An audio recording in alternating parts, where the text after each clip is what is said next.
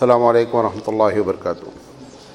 الحمد للہ رب العالمین والعاقبۃ للمتقین والصلاۃ والسلام علی رسولہ الکریم۔ فاعوذ باللہ من الشیطان الرجیم، بسم اللہ الرحمن الرحیم۔ ان اللہ وملائکتہ یصلون علی النبی یا ایھا الذین آمنوا صلوا علیہ وسلموا تسلیما۔ محترم حضرات، ہم سیرت رسول اکرم صلی اللہ علیہ وسلم پر گفتگو کر رہے ہیں اور اب ہم اس کے اختتام کے قریب چل رہے ہیں۔ اس پر ہم اب تک 259 سیریل بول چکے ہیں، آج 260 سیریل ہیں۔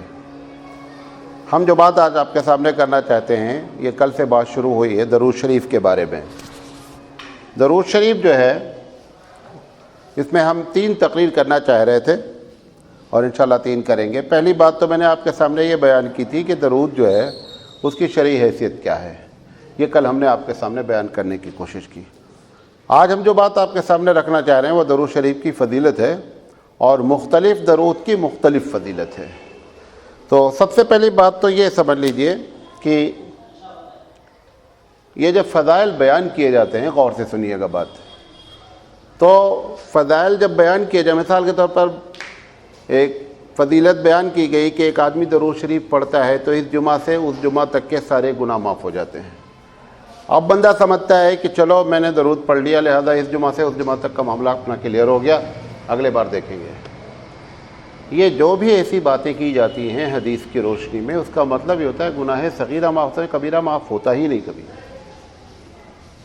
کبیرہ کے معاف ہونے کے لیے کنڈیشن ہے کہ ہم اللہ کے سامنے توبہ کریں، اس کے بعد رب ذوالجلال کے اوپر ہے کہ وہ معاف کرے یا نہیں معاف کرے۔ یہ بہت کنفیوژن ہے کہ آپ نے جو ہے فلاں کام کر لیا، 80 سال کے جو گناہ، ایک دم صحیح بات ہے، وضو کر لیتے ہیں تو گناہ سب جھڑ جاتے ہیں، اس سورہ کہف آپ نے پڑھ لیا، اگلے جمعہ تک سارے گناہ معاف ہو جاتے ہیں۔ ان سب سے مراد گناہ صغیرہ ہوتے ہیں، کبیرہ کبھی نہیں ہوتے ہیں۔ یہ پالیسی کے طور پر آپ کو یاد رکھنا چاہیے۔ تو اگر اس میں ایسی کوئی باتیں ابھی آ رہی ہیں تو آپ اس سے یہ نہیں کنفیوز ہوں کہ اب ہم جو ہیں وہ ٹھیک ہو گئے، معاملہ ہمارا بن گیا، دیکھیں گے۔ کیونکہ ہم میتھمیٹکس کے اسٹوڈنٹ رہتے ہیں تو وہ ہم اپنے کیلکولیٹ کرنے لگتے ہیں کہ جنت میں جانے کا راستہ شارٹ کٹ بہت صحیح بتا رہے ہیں مولانا صاحب، اور ہم اس کے ذریعے ہم جلدی سے پہنچ جائیں گے۔ جنت میں جانے کے لیے لازم ہوتا ہے کہ آپ ڈائل کے ساتھ اندر کی مشین اسلامی لگائیں۔ گھڑی ہوتی ہے، گھڑی کا ایک ڈائل ہوتا ہے، ڈائل گھڑی کا کبھی ٹائم نہیں دیتا ہے، ٹائم تو اندر کی مشین دیتی ہے۔ دیکھنے میں ڈائل بہت خوبصورت ہو اور اندر کے جو پارٹس ہیں وہ آپ نے مشین کے نہیں لگائے ہیں تو ڈائل کی خوبصورتی کبھی بھی ٹائم نہیں بتا سکتی ہے۔ ایسے ہی ہم ڈائل ہیں، ہم مسلمان ہیں، عبداللہ ہمارا نام ہے، ہم نے داڑھی بھی رکھ رکھی ہے، یہ ساری چیزیں ہیں، لیکن اندر کے پارٹس کیسے ہونا چاہیے؟ وہ اسلامی پارٹس ہونا چاہیے۔ وہی اسی کو قرآن مجید اللہ رب العزت ہم سے کہتا ہے کہ بھئی اسلام میں کمپلیٹ انٹر ہو۔ یا ایھا الذین آمنوا ادخلوا فی السلم کافہ، کہ آدھا تیتر آدھا بٹیر ایسا نہیں رہے۔ اسلام لائے ہیں تو اسلام کی ساری چیز کو اپنے اندر کیا کر لینا، ڈھال لینا ہے۔ اور ایک چھوٹی سی مثال آپ کو دیتا ہوں۔ ایک بچہ اسٹوڈنٹ کالج میں ایڈمیشن لیتا ہے، آپ کسی کمپنی میں جاب کرتے ہیں، آپ کسی گورنمنٹ کے ملازم ہیں، اس کا ایک کانٹریکٹ ہوتا ہے کہ صاحب ہم آپ کے یہاں ایڈمیشن لے رہے ہیں۔ بچہ کہتا ہے، وہ کہتا ہے بھئی یہ ہماری کنڈیشن ہے، یہ فارم ہے، یہ آپ فل اپ کریں، یہاں کے جتنے رولز ریگولیشن آپ کو فالو کرنا پڑے گا۔ آپ بولیں دیکھو یہ 5 نمبر تو میں نہیں کروں گا، اور یہ 6 نمبر میں فالو نہیں کروں گا، اور یہ 12 نمبر نہیں کروں گا، میں یہ بقیہ کروں گا۔ وہ بولے گا گیٹ کھلا ہے، باہر چلے جاؤ، آپ کا داخلہ ہمارے ہاں نہیں ہو پائے گا۔ ایسے ہی جب آپ اسلام کا فارم بھرتے ہیں کہ ہم مسلمان ہیں تو آپ کو ہر اس کی بایولاج کے پورے پوائنٹ پر آپ کو عمل کرنا ہے، تب جا کر کے معاملہ بنے گا۔ آپ نے ایک فضیلت دیکھ لی نماز کی، آپ نے ایک فضیلت دیکھ لی درود شریف کی، کسی نے فضیلت دیکھ لی رمضان کی، وہ سمجھ رہا ہے کہ ہماری گاڑی پار ہو جائے گی۔ ایسا نہیں ہے، کمپلیٹ داخل ہوا رہے، داخل ہونے کے بعد اب یہ ساری چیزیں کوآپریٹ کریں گی آپ کو جنت میں لے جانے کے لیے۔ ایک چیز، دوسری چیز اور بھی ہے، ہر کلاس میں کچھ کور سبجیکٹ ہوتے ہیں۔ کور جب تک سمجھتے ہیں، مطلب آپ کو اس کو پاس کرنا مشٹ ہے۔ جو دوسرے آپشنل ہیں اس میں تھوڑا ادھر ادھر ہو جائے گا, چل جائے گا. تو یہ بھی ہم کو سمجھنا چاہیے کہ جب تک ہم کور سبجیکٹ میں پاس نہیں ہوں گے تب تک یہ پوائنٹ تو بڑھاتے ہیں, پاس نہیں کرتے ہیں.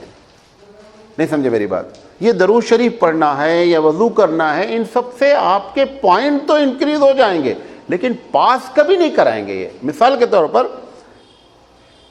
پی یو سی میں داخلے کے لیے یا بی ایس سی میں داخلے کے لیے وہ کہتا ہے کہ اگر بچہ اچھا اسپورٹس مین ہوگا تو اس کو 5 پوائنٹ ملیں گے. اچھا بچہ جو ہے وہ ڈیبیٹ جیتا ہے, اس کے پاس سرٹیفکیٹ ہے, تو اس کو 4 نمبر ملیں گے. اب اس نے دیکھا یار یہ تو اچھے خاصے 50 نمبر تو یہی ہیں. وہ کیا کیا, ایس ایس ایل سی میں محنت کرنے کے بجائے یہ 50 نمبر کلیکٹ کر رہا ہے, ایس ایس ایل سی میں فیل ہے. اب یہ اسپورٹ کے نمبر کلیکٹ کر لیا, ڈیبیٹ والا کلیکٹ کر لیا, فلاں کر لیا, بولتا تھا میرا 50 نمبر ہے. تمہارے یہاں کنڈیشن ہے کہ منیمم 50 ہو تو ایڈمیشن لے لو, ایڈمیشن نہیں ہوگا. آپ ایس ایل سی پاس کرتے, یہ سارے پوائنٹ آپ کے بڑھا کر کے آپ کو نمبر آگے بڑھا دیتے. ایسے ہی یہ ہے, یہ سارے جو ہے نا وہ جو نمبر آئے یہ آپشنل نمبر ہیں, یہ کور نمبر نہیں ہیں. بات میری سمجھے, میں جو سمجھانا چاہ رہا ہوں اپنی بات, جب تک کور کو سبجیکٹ کو آپ پاس نہیں کر پائیں گے, بھلے اس میں 35 ہی نمبر لے لیا جائے کوئی مسئلہ نہیں ہے, لیکن آپ یہ سوچیں کہ ہم یہ جو ادھر ایکسٹرا پوائنٹ والے نمبر ہیں اس کو بڑھا کر کے ہم فرسٹ ایئر میں ایڈمیشن لے لیں گے, 11ویں میں ایڈمیشن, نہیں ایڈمیشن ہونا ہے. ہاں ایس ایل سی پاس کیے رہے ہیں, بولے بھائی آپ تو 36% سے پاس. سر میرے پاس اسپورٹ کا سرٹیفکیٹ ہے, میں اچھا کرکٹر ہوں, اسٹیٹ لیول پہ کھیل چکا ہوں. اب صاحب چلو 10 نمبر تمہارا مل کر 46 ہو گیا. آپ ایسے کر کے نمبر اپنا 76 تک لے جا سکتے ہیں, لیکن ایسا ممکن نہیں ہے کہ آپ ان نمبروں کو کیا کر دیں کہ کور سبجیکٹ کو چھوڑ کر کے پاس ہو جائے. ہمارے پاس کنفیوژن اس میں ہے. بات سمجھے؟ تو کور سبجیکٹ کو پہلے طے کر لینا ہے. وہ کور سبجیکٹ کیا ہے, وہ ایک لمبی چوڑی کہانی ہے, اس کو مختصراً بیان کر دیتے ہیں. فرائض کور سبجیکٹ ہیں جو آبلیگیٹری ہیں, جو فرض ہیں, یہ سارے کے سارے کور سبجیکٹ ہیں. ان کو چھوڑ کر مثلا ایک آدمی بہت اچھی روزانہ 1000 مرتبہ درود شریف پڑھتا ہے, فجر کی نماز چھوڑ رہا ہے, یہ درود شریف کا نمبر کلیکٹ ہوتا رہے گا, کام نہیں کرنا ہے. یہ جوائنٹ ہو کر کے ہی کام کرتا ہے. ہاں آپ نماز پڑھی ہے, درود شریف پڑھی ہیں, اب آپ کے نمبر کیا ہو جائیں گے, جوائنٹ ہو جائیں گے. تو جو ہمارے پاس فرائض ہیں, بعض لوگ ہوتے ہیں نا جو جعلی پیر لوگ ہیں, وہ تو مدینے میں نماز پڑھ رہے ہیں, مکے میں نماز پڑھ رہے ہیں, یہاں بغل میں مسجد ہے وہاں چھوڑ رہے ہیں, مکے میں نماز پڑھ رہے ہیں. چھوٹے قسم کے لوگ ہیں. اللہ کے رسول صلی اللہ علیہ وسلم کا حجرہ مسجد سے لگا ہوا, بلکہ آپ کہیے مسجد میں ہی حجرہ ہے, اور آپ اپنی وفات کے سے پہلے جب تک آپ کی طاقت ہے آپ مسجد کو نہیں چھوڑ رہے. ہمارے پیر لوگ جو ہے کہنے کہ ہم مدینہ میں نماز پڑھتے ہیں, بیٹھے ہوئے ہیں جو انڈیا میں 2500 کلومیٹر سے نماز ادا کر رہے ہیں, تسبیح پڑھ رہے ہیں, اپنے آپ کو شو کر رہے ہیں, چوغا بدل رکھا ہے. یہ ساری چیزیں جو ہے نا کور سبجیکٹ کے لیے کوئی ایفیکٹو نہیں ہوتی. کور سبجیکٹ کی فکر کریں. اگر کور سبجیکٹ میں پاس ہو جائیں گے, یہ والا نہیں بھی رہے گا تو اللہ کے رسول صلی اللہ علیہ وسلم کی امت میں ہے, گاڑی پار ہو جائے گی. بات سمجھے؟ ہم اپنے رسول کو اس پوزیشن میں لا کر کے نہیں کھڑا کریں کہ وہ ہماری سفارش کرتے ہوئے شرم کرے کہ یہ کہاں سے یہ سلسلتی فیل والے کے لیے کیسی سفارش کر دی جائے کہ پی یو سی فرسٹ ایئر میں ایڈمیشن لے لو. آپ اتنا رکھیں کہ اللہ کے رسول جب وہاں قیامت میں کھڑے ہوں گے ہمارے امتی ہیں تو ان کو فخر محسوس ہو کہ ہمارے امتی ہیں, کم سے کم کور سبجیکٹ پاس کر کے آئیں, بقیہ دیکھ لیا جائے گا.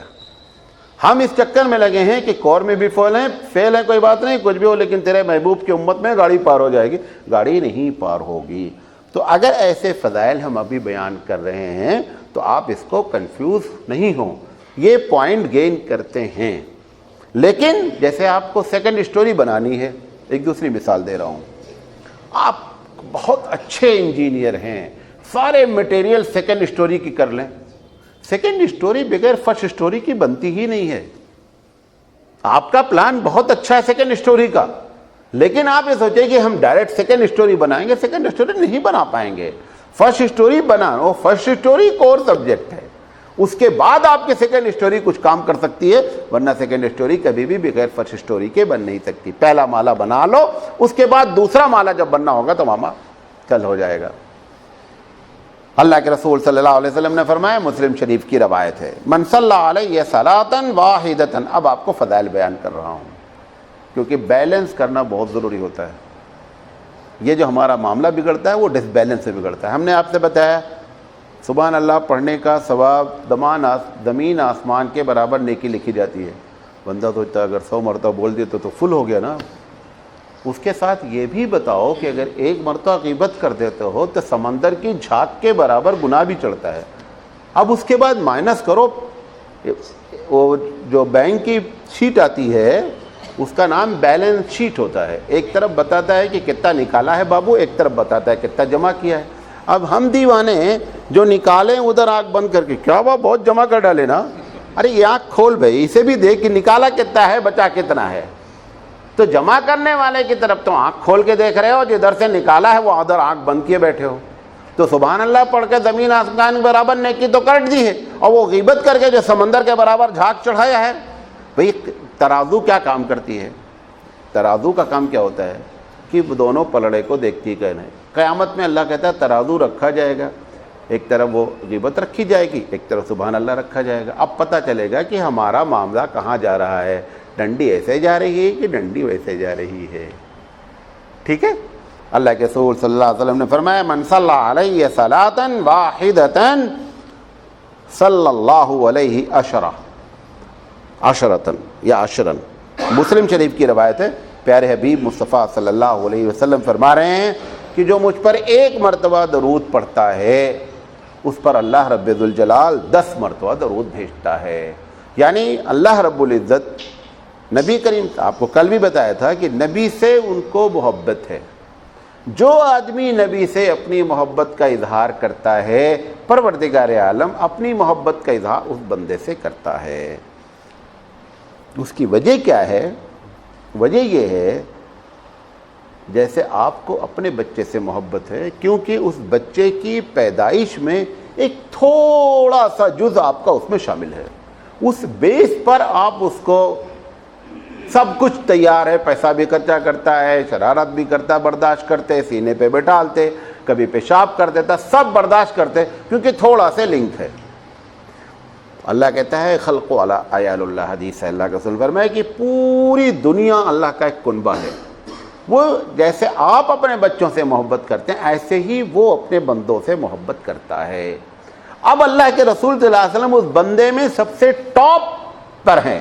اب یقینی بات ہے کہ جب کوئی بندہ اس ٹاپ سے ریلیٹڈ ہو جائے گا تو پروردگار عالم بھی اسی ناحیے سے اس بندے سے ریلیٹڈ ہو جاتا ہے. اس لیے اللہ کا رسول فرما رہے ہیں کہ جب تم ایک مرتبہ ہمارے اوپر درود بھیجتے ہو اللہ 10 مرتبہ بھیجتا ہے. ایک تو یہ ہوتا نا کہ تب جب تم ایک مرتبہ بھیجتے ہو تو میں 10 مرتبہ بھیجتا ہوں. یہ نہیں کہی گئی بات, یہ نہیں کہی گئی بات. یہ کہی گئی کہ جب تم ایک مرتبہ بھیجتے ہو تو رب ذوالجلال 10 مرتبہ بھیجتا ہے. تو اللہ رب العزت کا درود ہمارے لیے, اس کی رحمت ہمارے لیے, یہ سب کچھ ہم جو پاپڑ بیل رہے ہیں کیا اللہ کی رحمت کے مستحق ہو جائیں. لہذا یہ درود شریف ہے, اس کے بنیاد پر اللہ کی رحمت بہت تیزی سے کیا ہوتی ہے, متوجہ ہوتی ہے. یہ روا جیسے قرآن نے ایک جگہ کہا نا کہ فَاذْكُرُونِي أَذْكُرُكُمْ. آپ کو معلوم ہے کہ قرآن مجید جھوٹ نہیں بولتا. اس نے کہا ہے لا ریب فیہ, اس میں کوئی شک ہے نہیں, جو کچھ کہا گیا ہے وہی سچ ہے, اور جس نے اس کو کہہ دیا کہ یہ جھوٹ ہے وہ جھوٹ ہے, جس کو اس نے سچ کہہ دیا ہے وہ سچ ہے.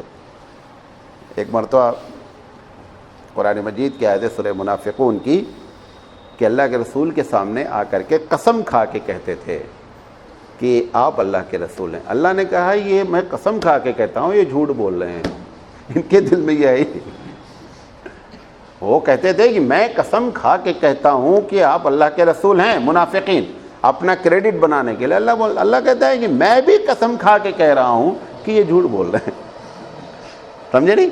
تو اللہ جب ایک بات کہتا ہے, جیسے اس میں کہا کہ ایک جگہ کہا اس نے فَاذْكُرُونِي أَذْكُرُكُمْ, یہ آیت بڑی زبردست آیت ہے کہ جب تم مجھے یاد کرتے ہو تو میں بھی تمہیں یاد کرتا ہوں. اب اللہ نے جب یہ بات وعدہ کر لیا کہ جو بندہ مجھے یاد کرتا ہے میں اسے یاد کرتا ہوں, لہذا جھوٹ کا کوئی سوال ہی نہیں اٹھتا ہے. آپ کی نماز قبول ہونا نہیں قبول ہونا بہت سے شرائط ہیں. نماز صحیح پڑھی جائے گی, وقت صحیح ہوگا, آپ پاک ہوں گے, وضو صحیح ہوگا, دل لگے گا, خشوع خضوع ہوگا, تو جا کر کے اس کا کس پرسنٹ پہ جا کر تو رہے گی وہ الگ بات ہے. یہ جو ذکر ہے اللہ کو یاد کرنا، اللہ کو یاد کرنے پر اللہ نے کہا ہے کسی کنڈیشن کے بغیر تم مجھے یاد کرتے میں تمہیں یاد کرتا۔ نماز کی قبولیت میں، حج کی قبولیت میں، ساری قبولیت میں کنڈیشن ہے۔ حج کی قبولیت میں بے پیسہ حلال ہو، ٹھیک ہے، ہر ایک میں کوئی نہ کوئی کنڈیشن لگی۔ اس آیت میں کوئی کنڈیشن نہیں ہے، تم، اللہ کہہ رہا ہے تم مجھے یاد کرتے ہو۔ تو جیسے یہ ہے ایسے ہی یہ بات بھی ہے کہ جب تم میرے رسول پر درود بھیجتے ہو تو میں تم پر درود بھیجتا ہوں۔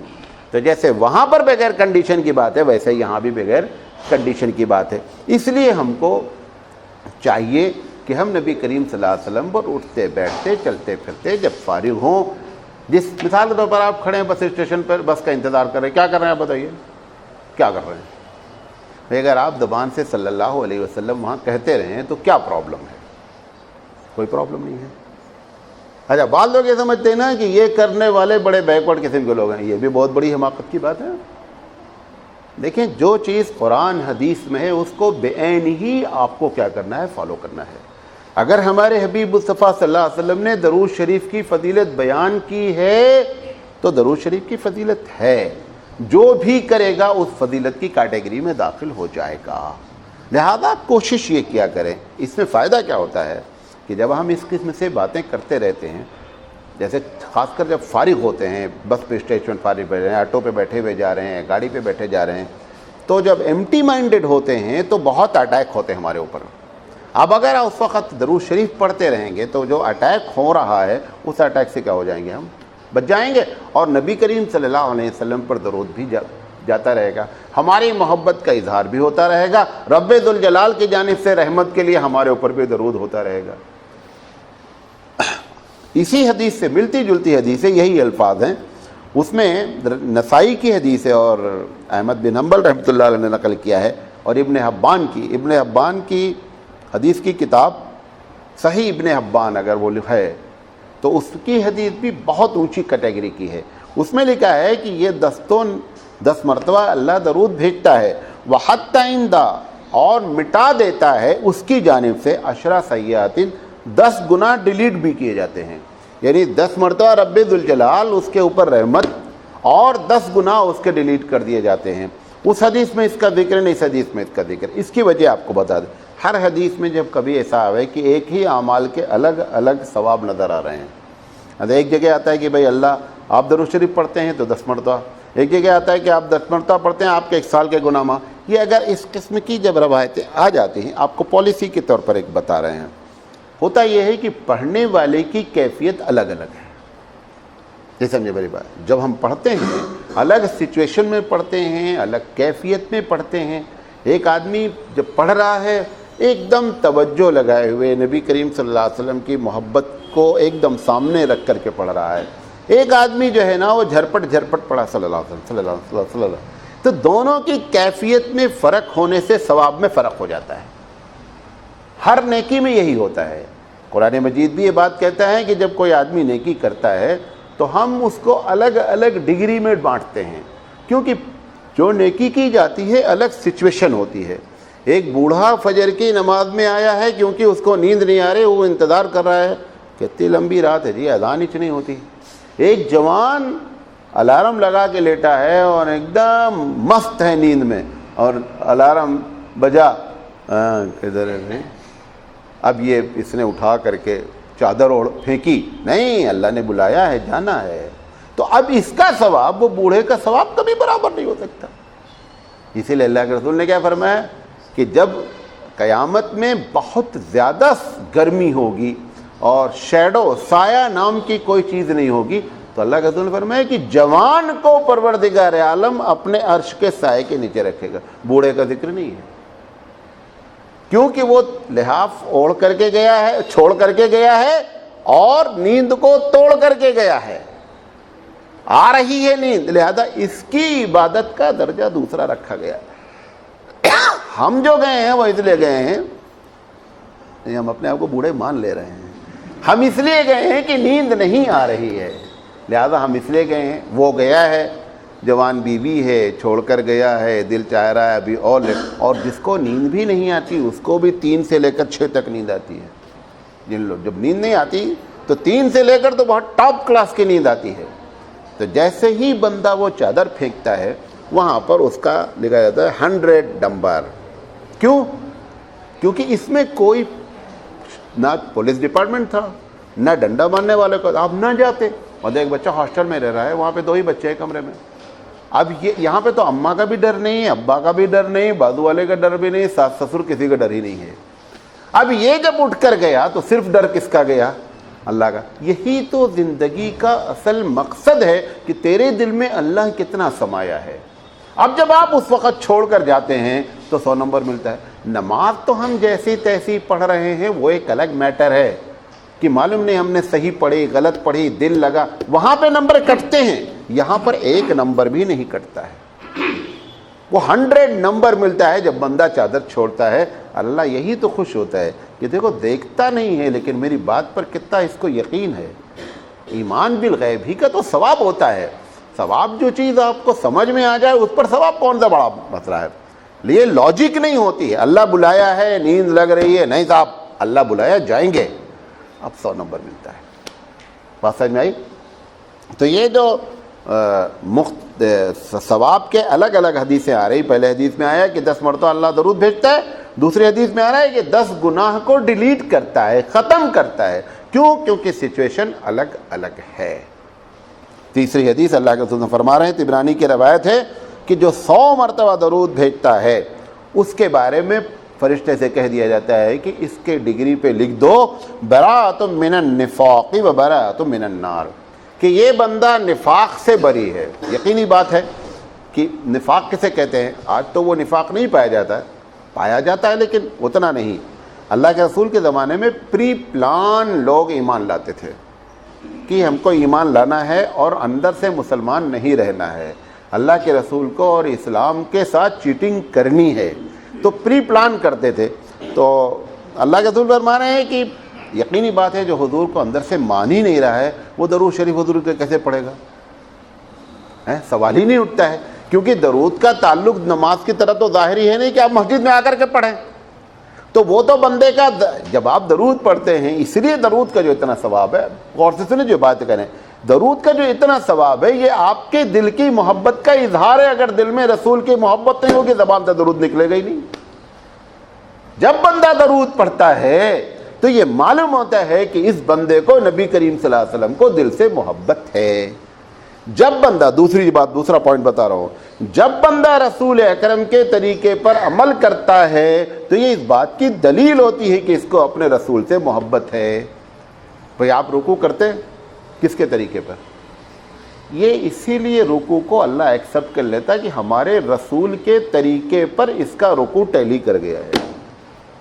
آپ اسمارٹ بنے گی نا, میں ایک الگ اسٹائل سے رکوع کروں گا, آپ کتنا بھی اسٹائل چلائیں گے وہ اسٹائل اللہ کے دربار میں قبول نہیں ہوتی.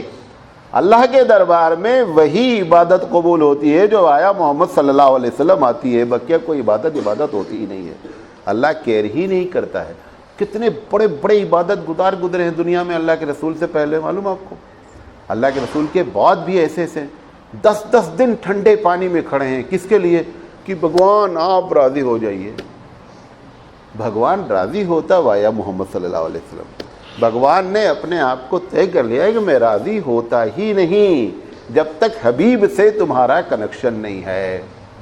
آپ چاہے نبی دیکھیں, ہم کو نبی کے بارے میں پکا ہمارے ہاں تو یہ بھی فتویٰ ہے کہ اگر انجانے میں بھی نبی کے خلاف جملہ نکل گیا ہے تو بعض لوگ کہتے ہیں کفر ہوا ہے, توبہ کرنی پڑے گی اور پھر سے ایمان لانا پڑے گا. انجانے میں وہ بھی اللہ قبول نہیں کرتا, مطلب اس کو یہ نہیں قبول کرتا کہ چلو انجانے میں کہہ دیا ہے معاف کر دو, حالانکہ معاف نہیں کرتا. اس کو بھی پکڑتا ہے کہ اس کے منہ سے ہمارے نبی کے خلاف بات نکلی کیسے, اس کا مطلب اس کے دل میں کہیں نہ کہیں چور ہے, اسی وجہ سے اس کے بعد زبان نکلی یا اس کا قلم چلا. لہذا نبی کریم صلی اللہ علیہ وسلم سے محبت اس بات کی علامت ہوتی ہے کہ بندہ منافق نہیں ہے. اب 100 مرتبہ جو درود پڑھ دیا اس کے بارے میں کیسے فتویٰ دیا جا سکتا ہے کہ صاحب یہ منافق ہے؟ کیونکہ منافق تو ایک مرتبہ بھی نہیں پڑھ پائے گا, چہ جائے کہ 100 مرتبہ. تو اللہ کے رسول صلی اللہ علیہ وسلم فرمایا کہ براءۃ من النفاق, اس کے لیے لکھ دیا جاتا ہے کہ یہ بندہ نفاق سے 100% بری ہے.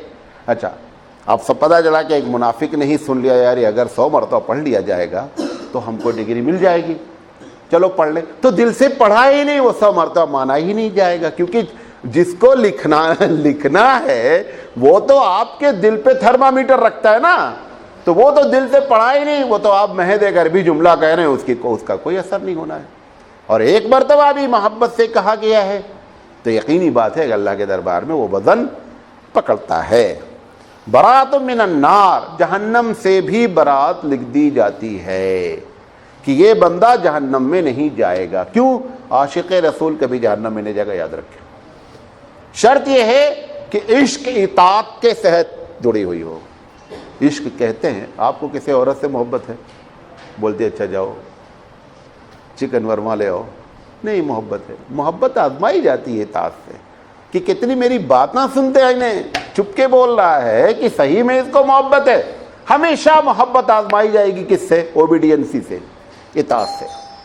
ہم عاشق رسول ہیں، اللہ کے رسول کی ایک بات آ گئی سرنڈر ہو جائے، تب تو عشق رسول ہے. اللہ کے رسول ایک بات کہے، نعرے تکبیر، جان دے دیں گے. جان دینے کی ضرورت نہیں ہے، فجر کی نماز پڑھو اور اللہ کے رسول سے محبت ہے، تو وہ بعد میں موقع آئے گا، وہ دیکھا جائے گا. جان دینے کا موقع بہت بعد میں آتا ہے. ہر جیسے ایمان لاتے ہو سب سے پہلے موقع آتا ہے 5 ٹائم نماز کا. سب سے پہلی چیز کیا آتی ہے؟ نماز آتی ہے. بھائی زیادہ سے زیادہ اگر کوئی آدمی ایمان لانے کے بعد چھوٹ سکتا ہے تو 7 گھنٹے 8 گھنٹے، اس سے زیادہ چھوٹ نہیں سکتا. پہلا آتا ہے نماز. لہذا اطاعت گزاری جو ہے نا وہ عشق رسول کو آزماتی ہے. صحابہ کرتے کیا تھے؟ یہی کرتے تھے. اللہ کے رسول نے ایک بات کہہ دی، ختم ہو گئی بات. ہمارا دماغ، ہمارا موڈ، کوئی چیز نہیں ہوتی تھی. آپ کو ایک واقعہ سنا تھا ایک بار تو نا، کہ ایک صحابی مسجد کے کنارے سے گزر رہے تھے، لکڑی کا گٹھر باندھے ہوئے تھے، جمعہ کا دن تھا، وہ جا رہے تھے بازو سے. تو مسجد کی دیوار چھوٹی چھوٹی ہوتی ہے. ایک دوسرے صحابی اندر آ رہے تھے مسجد میں، تو وہ گردن پھاند رہے تھے جیسا آپ کرتے ہیں. بعض لوگ دیکھیں جمعہ میں آئیں گے لیٹ، جائیں گے پہلی صف میں. جتنا ثواب جمعہ میں کمانے آئے ہیں پہلے گناہ کما چکے ہیں. یہ جتنا گردن پھاندی گئی، ہر گردن پھاندنے پر گناہ لکھا جا رہا ہے. بھائی آگے جانے کا شوق ہے، ماشاءاللہ بہت اچھا شوق ہے، پہلے آنے کا بھی شوق رکھو. آئیں گے سب سے آخر میں، جائیں گے امام صاحب کے پیچھے بیٹھنے. کون سا تک ہے بھائی؟ وہ بھی صاحب ایسا کیے، وہاں سے پیچھے سے چلے. 1 2 اللہ کے رسول خطبہ دے رہے تھے، اللہ کے رسول صلی اللہ علیہ وسلم کا پارا گرم ہو گیا، کہا اجلس، بیٹھ جا بھائی، بیٹھ جا. وہ دوسرے صحابی جو لکڑی کا گٹھل لے کر کے جا رہے تھے، ان کے کان میں بھی آواز پڑی کہ حضور کہہ رہے ہیں اجلس. وہ سمجھے ہم سے کہہ رہے ہیں، وہ بھی بیٹھ گئے بھائی لکڑی کا گٹھل لے کر کے. تو صاحب نے دیکھا کہ نماز کے ٹائم انہوں یہاں بیٹھے ہیں. کبھی نماز کھڑی ہو گئی، آپ یہاں بیٹھے. کہا نہیں، اللہ کے رسول نے کہا اجلس. کہا انہیں اندر والوں کو بولے بھائی آپ باہر جا رہے ہیں آپ سے. انہوں نے کہا نام تھوڑے لیا انہوں نے کہ کون بیٹھے. جب میرے کان میں رسول کی یہ آواز آ گئی کہ بیٹھ جا، ہمارے اوپر اطاعت لازم ہو گئی. یہ اطاعت اللہ کو چاہیے رسول کے بارے میں. جب یہ اطاعت ہوتی ہے، اب اللہ کہہ رہا ہے براۃ من النار، کہ اس آدمی کو جہنم سے چھٹکارا دلا دیا جائے گا جس کے اندر عشق میں یہ اطاعت پیدا ہو جائے گی. سمجھ میں آ رہی بات؟ بک رہا ہوں جنوں میں کیا کیا کچھ نہ سمجھے خدا کرے کوئی. ہمارے والد شعر پڑھتے تھے. اچھا، دوسری حدیث ہے ترمذی شریف کی کہ اللہ کے رسول صلی اللہ علیہ وسلم نے فرمایا کہ ان اول الناس بی یوم القیامہ اکثرہم علیہ صلاۃ، کہ قیامت میں ہمارے نزدیک سب سے زیادہ وہ لوگ ہوں گے، نزدیک سے مراد اللہ کے رسول کی قربت سب سے زیادہ ان لوگوں کو نصیب ہوگی جو سب سے زیادہ مجھ پر درود بھیجتے ہیں. تو گویا کہ درود کرائٹیریا جا کر کے ٹھہرے گا ہمارے عشق کا. اور یہ یقینی بات ہے کہ درود وہ بندہ پڑھ ہی نہیں سکتا ہے جس کو رسول اکرم صلی اللہ علیہ وسلم سے محبت نہیں ہے. ہماری محبت کا اظہار درود کے ذریعے ہونا چاہیے. اللہ تو جو اللہ کے اپنے رسول کے ساتھ اس نے کر دیا دنیا اور آخرت دونوں میں، اپنی محبت اس نے اس طرح کر دی کہ ہر لمحے اس کے نبی کو دنیا یاد کرتی ہے. یہ جو لمحہ کہہ رہا ہوں یہ لغت کے لحاظ سے نہیں کہہ رہا ہوں، پریکٹیکلی کہہ رہا ہوں کہ ہر لمحے نبی کریم صلی اللہ علیہ وسلم کے لیے ایسا سسٹم رب ذوالجلال نے لگا دیا ہے کہ ہر لمحے اس کے نبی کو لوگ کیا کرتے ہیں؟ یاد کرتے ہیں. لہذا یہ جو اللہ کے رسول فرما رہے ہیں، ترمذی کی روایت ہے اور ابن حبان کی روایت ہے کہ جو زیادہ سے زیادہ درود پڑھے گا قیامت کے مجھ سے زیادہ قریب ہوگا. اللہ کے رسول کی قربت کا فائدہ کیا؟ ارے بھائی قریب ہونے کا مطلب کیا ہوتا ہے؟ حضرت عمر رضی اللہ تعالیٰ عنہ کی جب ان کو خنجر مار دیا گیا، مرڈر کیا کہ ایک آدمی نے، اسی میں وہ شہید ہو گئے بیچارے وہ، تو جب انہوں نے سمجھ لیا کہ اب میں ٹھیک نہیں ہوں گا اور یہ جو زخم ہے، کیونکہ اس نے جس چاقو سے مارا تھا اس میں دونوں طرف دھار تھی، تو اس نے جب پیٹ میں مارا نا تو مار کے ایسے ایسے کر دیا، تو اوپر بھی کٹا نیچے بھی کٹا، وہ ایک لمبی بات ہے۔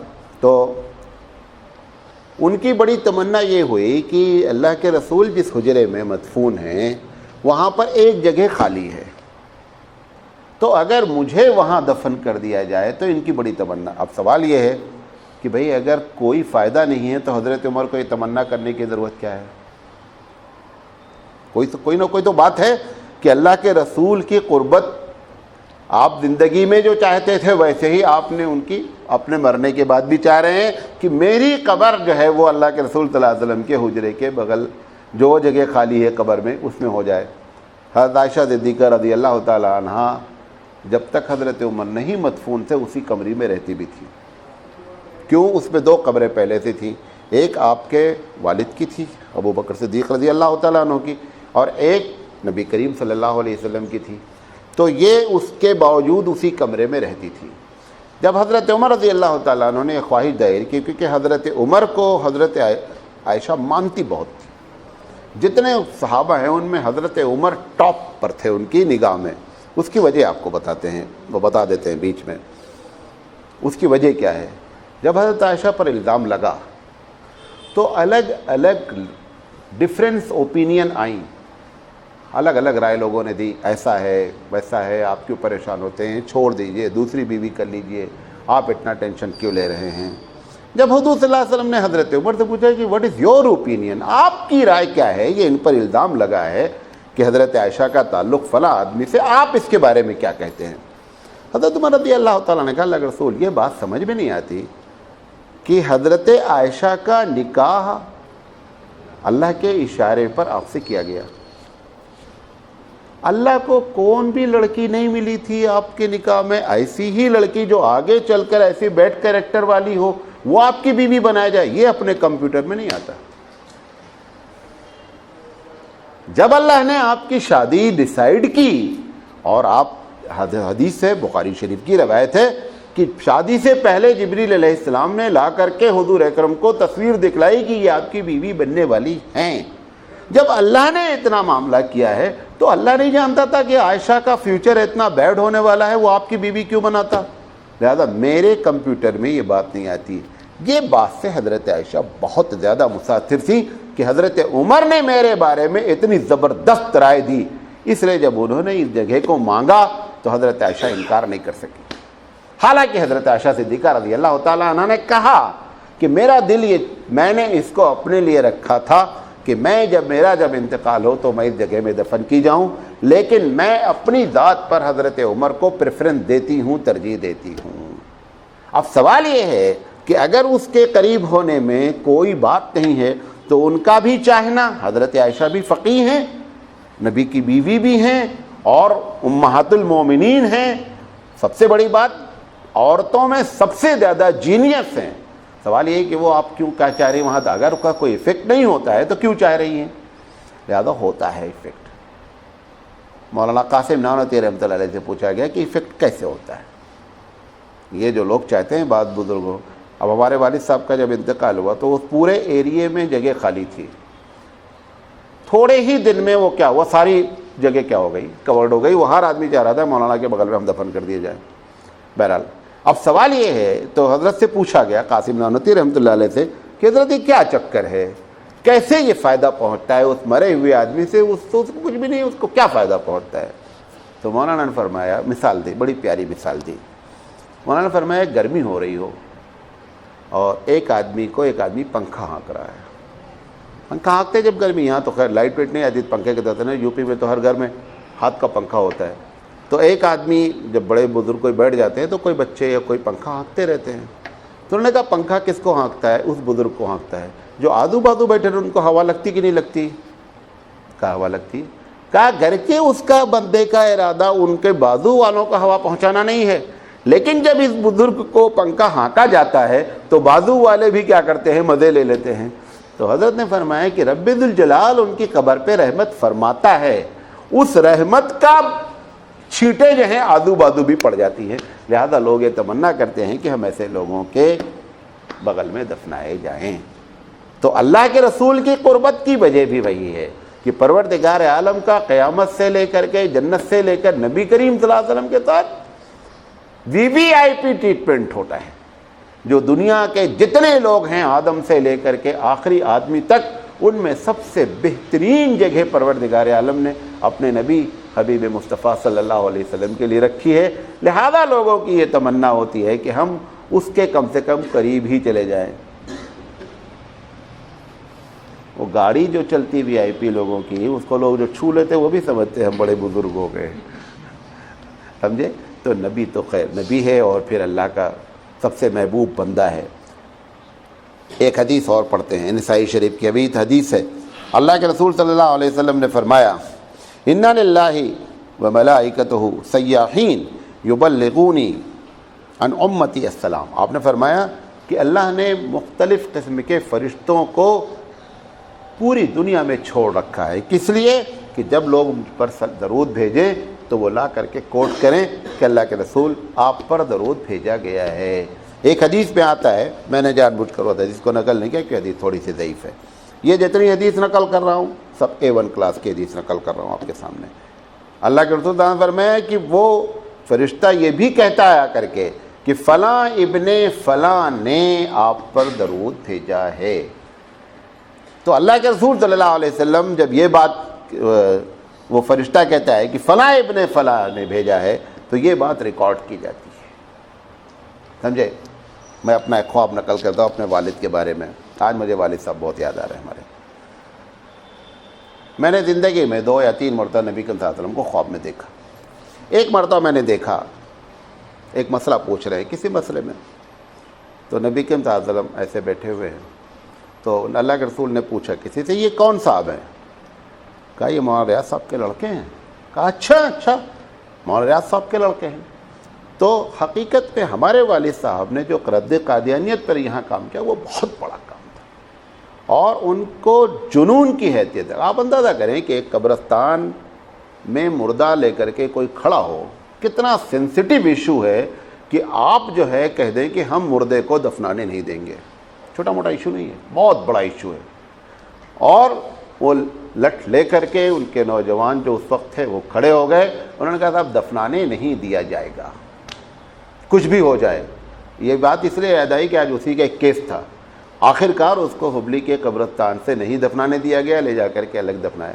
تو وہ جو ہمارے والد کا عشق رسول تھا وہ بڑا اونچا تھا، اور وہ ہر وقت ان کو تھا۔ قادیانیت جب تک وہ زندہ تھے، چاہے طبیعت ان کی خراب تھی، حبلی میں پنپی نہیں قادیانیت، یا حبلی کے اطراف پہ۔ ان کے انتقال کے بعد سے ایک بڑا مسئلہ قادیانیت یہاں کھڑا ہو گیا ہے۔ ہم انشاءاللہ زندگی رہی تو یہ پروگرام ختم ہونے کے بعد اس پر مستقل پروگرام آپ کے سامنے رکھیں گے، قادیانیت ہے کیا، اور ہمارے عشق رسول کا یہ تقاضا ہونا چاہیے کہ فلی ان سے بائیکاٹ ہونا چاہیے۔ دیکھیں 1974 میں ذوالفقار علی بھٹو وہ جیسا بھی تھا، اس نے ایک اتنا بڑا کارنامہ انجام دیا کہ پورے دنیا کے اسکالرز کو اکٹھا کر کے اس نے ایک رائے لی کہ قادیانی کے بارے میں بھائی 2-2-4 کی طریقے سے ایک رائے دیجیے آپ لوگ۔